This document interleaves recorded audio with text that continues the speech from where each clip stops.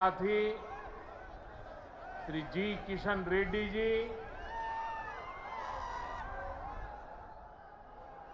बहुत बड़ी संख्या में आए हुए तेलंगाना के मेरे प्यारे भाइयों और बहनों, प्रियमैना सोदरा सोईदरी मणुलारा मी अंदरिकी न हृदयपूर्वक नमस्कार मुड़ो।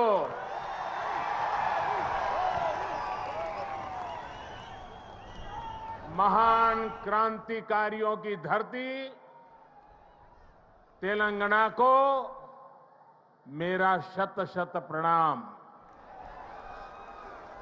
आज मुझे तेलंगाना के विकास को और गति देने का पुनः सौभाग्य मिला। थोड़ी देर पहले ही तेलंगाना आंध्र प्रदेश को जोड़ने वाली एक और वंदे भारत ट्रेन को हरी झंडी दिखाई गई है। ये आधुनिक ट्रेन अब भाग्य लक्ष्मी मंदिर के शहर को भगवान श्री वेंकटेश्वर धाम तिरुपति से जोड़ेगी। यानी एक प्रकार से ये वंदे भारत एक्सप्रेस आस्था, आधुनिकता, टेक्नोलॉजी और टूरिज्म को कनेक्ट करने वाली है। इसके साथ ही आज यहां 11,000 करोड़ रुपए से अधिक के प्रोजेक्ट्स का लोकार्पण और शिलान्यास हुआ है। ये तेलंगाना की रेल और रोड कनेक्टिविटी से जुड़े प्रोजेक्ट्स हैं, हेल्थ इंफ्रास्ट्रक्चर से जुड़े प्रोजेक्ट्स हैं। मैं विकास के इन सभी प्रोजेक्ट्स के लिए आपको, तेलंगाना की जनता को बहुत बहुत बधाई देता हूं, शुभकामनाएं देता हूं। साथियों, तेलंगाना को अलग राज्य बने करीब करीब उतना ही समय हुआ है जितने दिन केंद्र में एनडीए की सरकार को हुए हैं। तेलंगाना के निर्माण में, तेलंगाना के गठन में जिन सामान्य नागरिकों ने, यहां की जनता जनार्दन ने योगदान दिया है, मैं आज फिर एक बार कोटि कोटि जनों को आदरपूर्वक नमन करता हूं। तेलंगाना के विकास को लेकर, तेलंगाना के लोगों के विकास को लेकर जो सपना आपने देखा था, तेलंगाना के नागरिकों ने देखा था, उसे पूरा करना केंद्र की एनडीए सरकार अपना कर्तव्य समझती है। हम सबका साथ, सबका विकास, सबका विश्वास, सबका प्रयास के मंत्र को लेकर के आगे बढ़ रहे हैं। हमने पूरा प्रयास किया है कि भारत के विकास का जो नया मॉडल बीते 9 वर्षों में विकसित हुआ है, उसका लाभ तेलंगाना को भी ज्यादा से ज्यादा मिले। इसका एक उदाहरण हमारे शहरों का विकास है। बीते 9 वर्षों में हैदराबाद में ही करीब 70 किलोमीटर का मेट्रो नेटवर्क बनाया गया है। Hyderabad multi modal transport system MMTS project पर भी इस दौरान तेजी से काम हुआ है। आज भी यहां 13 एमएमटीएस सर्विस शुरू हुई है। एमएमटीएस का तेजी से विस्तार हो, इसके लिए इस वर्ष के केंद्र सरकार के बजट में तेलंगाना के लिए 600 करोड़ रुपए रखे गए हैं। इससे हैदराबाद, सिकंदराबाद सहित आसपास के जिलों के लाखों साथियों की सुविधा और बढ़ेगी। इससे नए बिजनेस हब बनेंगे, नए इलाकों में इन्वेस्टमेंट होना शुरू होगा। साथियों, 100 साल में आई सबसे बड़ी गंभीर महामारी और 2 देशों के युद्ध के बीच आज दुनिया भर की अर्थव्यवस्थाओं में बहुत तेज गति से उतार चढ़ाव हो रहा है। इस अनिश्चितता के बीच भारत दुनिया के उन देशों में से एक है जो अपने इंफ्रास्ट्रक्चर को आधुनिक बनाने के लिए रिकॉर्ड निवेश कर रहा है। इस साल के बजट में भी 10 लाख करोड़ रुपए आधुनिक इंफ्रा के लिए अलॉट किए गए हैं। आज का नया भारत, 21वीं सदी का नया भारत तेजी से देश के कोने कोने में मॉडर्न इंफ्रा बना रहा है। तेलंगाना में भी बीते 9 वर्षों में रेलवे बजट में लगभग 17 गुना की वृद्धि की गई है। अभी अश्विनी जी आंकड़ा दे रहे थे। इससे नई रेल लाइन बिछाने का काम हो, रेल लाइनों की डबलिंग का काम हो या फिर इलेक्ट्रिफिकेशन का काम हो, सभी कुछ रिकॉर्ड तेजी से हुआ है। आज जिस सिकंदराबाद और महबूबनगर के बीच रेल लाइन की डबलिंग का काम पूरा हुआ है, वो इसी का उदाहरण है। इससे हैदराबाद और बेंगलुरु की कनेक्टिविटी भी बेहतर होगी।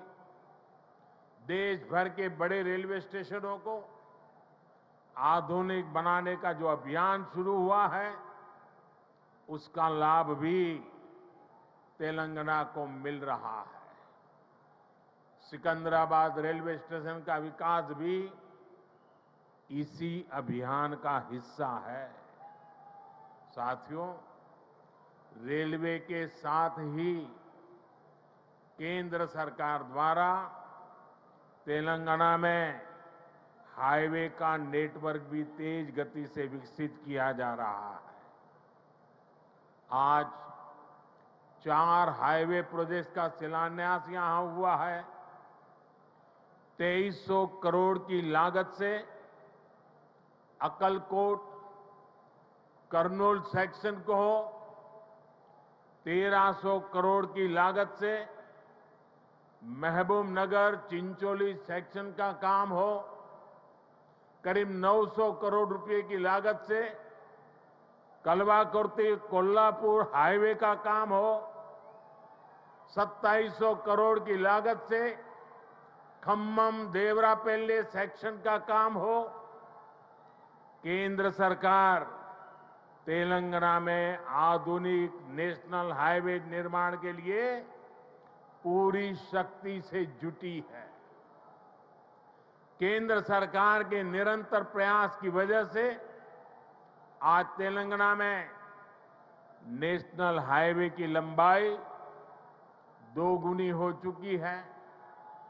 साल 2014 में जब तेलंगाना का निर्माण हुआ था, तब यहां 2500 किलोमीटर के आसपास नेशनल हाईवे थे। आज तेलंगाना में नेशनल हाईवे की लंबाई बढ़कर के 5,000 किलोमीटर पहुंच गई है। इन वर्षों में केंद्र सरकार ने तेलंगाना में नेशनल हाईवे बनाने के लिए करीब करीब 35,000 करोड़ रुपए खर्च किए हैं।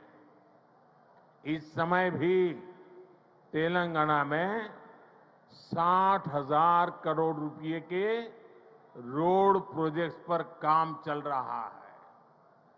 इसमें game changer Hyderabad ring road का प्रोजेक्ट भी शामिल है। साथियों, केंद्र सरकार तेलंगाना में इंडस्ट्री और खेती दोनों के विकास पर बल दे रही है। टेक्सटाइल ऐसा ही उद्योग है जो किसान को भी और मजदूर को भी दोनों को बल देता है। हमारी सरकार ने देश भर में 7 मेगा टेक्सटाइल पार्क बनाना तय किया है। इनमें से एक मेगा टेक्सटाइल पार्क तेलंगाना में भी बनेगा। इससे युवाओं के लिए नए रोजगार का निर्माण होगा। रोजगार के साथ साथ तेलंगाना में शिक्षा और स्वास्थ्य पर भी केंद्र सरकार बहुत निवेश कर रही है। तेलंगाना को अपना एम्स देने का सौभाग्य हमारी सरकार को मिला है। एम्स बीबी नगर से जुड़ी अलग अलग सुविधाओं के लिए भी आज काम शुरू हुए हैं। आज के ये प्रोजेक्ट तेलंगाना में ease of travel, ease of living और ईज ऑफ डूइंग बिजनेस तीनों को बढ़ाएंगे। हालांकि साथियों, केंद्र सरकार की इन कोशिशों के बीच मुझे एक बात के लिए बहुत पीड़ा है, बहुत दुख होता है, दर्द होता है। केंद्र के ज्यादातर प्रोजेक्ट्स में राज्य सरकार से सहयोग न मिलने के कारण हर प्रोजेक्ट में देरी हो रही है, विलंब हो रहा है। इससे नुकसान तेलंगाना के लोगों का, आप लोगों का हो रहा है। मेरा राज्य सरकार से आग्रह है कि वो विकास से जुड़े कार्यों में कोई बाधा न आने दे, विकास के कार्यों में तेजी लाए। भाइयों और बहनों, आज के नए भारत में देशवासियों की आशाएं, आकांक्षाएं, उनके सपने पूरे करना हमारी सरकार की प्राथमिकता है। हम दिन रात मेहनत करके इसी कोशिश में जुटे हैं, लेकिन कुछ मुट्ठी भर लोग विकास के इन कार्यों से बहुत बौखलाए हुए हैं। ऐसे लोग जो परिवारवाद, भाई भतीजावाद और भ्रष्टाचार को पोषित करते रहे, उन्हें ईमानदारी से काम करने वालों से परेशानी हो रही है। ऐसे लोगों को देश के हित से, समाज के भले से कोई लेना देना नहीं है। ये लोग सिर्फ और सिर्फ अपने कुनबे को फलता फूलता देखना पसंद करते हैं। हर प्रोजेक्ट में, हर इन्वेस्टमेंट में ये लोग अपने परिवार का स्वार्थ देखते हैं। तेलंगाना को ऐसे लोगों से बहुत सतर्क रहना जरूरी है। भाइयों और बहनों, भ्रष्टाचार और परिवारवाद एक दूसरे से अलग नहीं है। जहां परिवारवाद और भाई भतीजावाद होता है, वहीं से हर प्रकार का करप्शन फलना फूलना शुरू हो जाता है। परिवारवाद, वंशवाद का मूल मंत्र ही सब चीजों को कंट्रोल करना होता है। परिवारवादी हर व्यवस्था पर अपना कंट्रोल रखना चाहते हैं। उन्हें ये बिल्कुल पसंद नहीं आता कि कोई उनके कंट्रोल को चैलेंज करे। आपको मैं एक उदाहरण देता हूं। आज केंद्र सरकार ने डायरेक्ट बेनिफिट ट्रांसफर डीबीटी व्यवस्था विकसित की है। आज किसानों को, विद्यार्थियों को, छोटे व्यापारियों को, छोटे कारोबारियों को आर्थिक मदद का पैसा सीधे उनके बैंक खाते में भेजा जाता है। हमने देश भर में डिजिटल पेमेंट की व्यवस्था बढ़ाई है। आखिर ये पहले क्यों नहीं हो पाता था? ये इसलिए नहीं हुआ क्योंकि परिवारवादी ताकतें व्यवस्था पर, सिस्टम पर अपना कंट्रोल छोड़ना नहीं चाहते थे। किस लाभार्थी को क्या लाभ मिले, कितना मिले, इसका नियंत्रण ये परिवारवादी अपने पास रखना चाहते हैं। इससे इनके 3 मतलब सत्य थे। एक, इनके ही परिवार की जय जयकार होती रहे। दूसरा, करप्शन का पैसा इनके परिवार के पास ही आता रहे। और तीसरा, जो पैसे गरीब के लिए भेजे जाते हैं, वो पैसे इनके भ्रष्ट इकोसिस्टम के अंदर बांटने के काम आ जाए। आज मोदी ने भ्रष्टाचार की इसलिए जड़ पर प्रहार कर दिया है। मुझे तेलंगाना के भाई बहन बताइए, आप जवाब देंगे? आप जवाब देंगे? भ्रष्टाचार के खिलाफ लड़ना चाहिए कि नहीं लड़ना चाहिए? भ्रष्टाचारियों के खिलाफ लड़ना चाहिए कि नहीं चाहिए? देश को भ्रष्टाचार से मुक्त करना चाहिए कि नहीं करना चाहिए? कितना ही बड़ा भ्रष्टाचारी हो, कानूनी कदम उठाने चाहिए कि नहीं उठाने चाहिए? भ्रष्टाचारियों के खिलाफ कानून को काम करने देना चाहिए कि नहीं करने देना चाहिए? और इसलिए ये लोग तिलमिलाए हुए हैं। बौखलाहट में कुछ भी किए जा रहे हैं। कुछ दिन पहले तो ऐसे कई राजनीतिक दल को अदालत में चले गए, कोर्ट के पास पहुंच गए थे कि हमें सुरक्षा दो, ये हमारे भ्रष्टाचार की किताबें कोई खोले नहीं। कोर्ट के पास गए, कोर्ट ने वहां भी उनको झटका दे दिया और क्या वापस भेज दिया।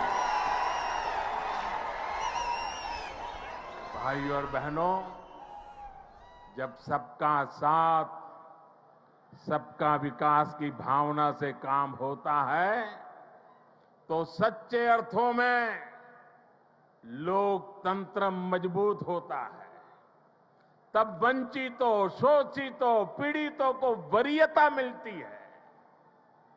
और यही तो बाबा साहब आम्बेडकर का सपना था।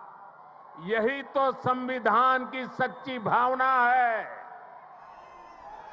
जब 2014 में केंद्र सरकार परिवार तंत्र की बेड़ियों से मुक्त हुई तो क्या परिणाम आया, ये पूरा देश देख रहा है। बीते 9 वर्षों में देश की 11 करोड़ माताओं, बहनों, बेटियों को इज्जतघर टॉयलेट की सुविधा मिली है। इसमें तेलंगाना के भी 30 लाख से अधिक परिवारों की माताएं, बहनों को भी ये व्यवस्था मिली है। बीते 9 वर्षों में देश में 9 करोड़ से अधिक बहनों, बेटियों को उज्ज्वला का मुफ्त गैस कनेक्शन मिला है। तेलंगाना के 11 लाख से अधिक गरीब परिवारों को भी इसका लाभ मिला है। साथियों, परिवार तंत्र तेलंगाना सहित देश के करोड़ों गरीब साथियों से उनका राशन भी लूट लेता था। हमारी सरकार में आज 80 करोड़ गरीबों को मुफ्त राशन उपलब्ध कराया जा रहा है। इससे तेलंगाना के भी लाखों गरीबों की भी बहुत मदद हुई है। हमारी सरकार की नीतियों की वजह से तेलंगाना के लाखों गरीब साथियों को 5 लाख रुपए तक के मुफ्त इलाज की सुविधा मिली है। तेलंगाना के 1 करोड़ परिवारों का पहली बार जनधन बैंक खाता खुला है। तेलंगाना के 2.5 लाख छोटे उद्यमियों को बिना गारंटी का मुद्रा ऋण मिला है। यहां 5 लाख स्ट्रीट वेंडर्स को पहली बार बैंक लोन मिला है। तेलंगाना के 40 लाख से अधिक छोटे किसानों को पीएम किसान सम्मान निधि के तहत लगभग 9,000 करोड़ रुपए भी मिले। ये वो वंचित वर्ग है जिसको पहली बार वरीयता मिली है, प्राथमिकता मिली है। साथियों, जब देश तुष्टीकरण से निकलकर सबके संतुष्टीकरण की तरफ बढ़ता है, तब सच्चा सामाजिक न्याय जन्म लेता है। आज तेलंगाना सहित पूरा देश संतुष्टीकरण के रास्ते पर चलना चाहता है। सबका प्रयास से विकसित होना चाहता है। आज भी तेलंगाना को जो प्रोजेक्ट मिले हैं वो संतुष्टीकरण की भावना से प्रेरित है, सबका विकास के लिए समर्पित है। आजादी के अमृत काल में विकसित भारत के निर्माण के लिए तेलंगाना का तेज विकास बहुत जरूरी है। आने वाले 25 साल तेलंगाना के लिए भी बहुत महत्वपूर्ण है। तेलंगाना के लोगों को तुष्टीकरण तथा भ्रष्टाचार में डूबी हर ताकतों से, ऐसी हर ताकतों से दूर रहना ही तेलंगाना के भाग्य को निर्धारित करेगा। हमें एकजुट होकर तेलंगाना के विकास के सारे सपनों को पूरा करना है। इन सारे प्रोजेक्ट्स के लिए एक बार फिर तेलंगाना के मेरे प्यारे भाइयों बहनों को मैं बहुत बहुत बधाई देता हूं। ये मेरे लिए अत्यंत संतोष की बात है, इतनी बड़ी तादाद में तेलंगाना के उज्जवल भविष्य के लिए, तेलंगाना के विकास के लिए आप हमें आशीर्वाद देने के लिए आए हैं। मैं आपका हृदय से आभार व्यक्त करता हूं। बोलिए भारत माता की, भारत माता की, भारत माता की। बहुत बहुत धन्यवाद।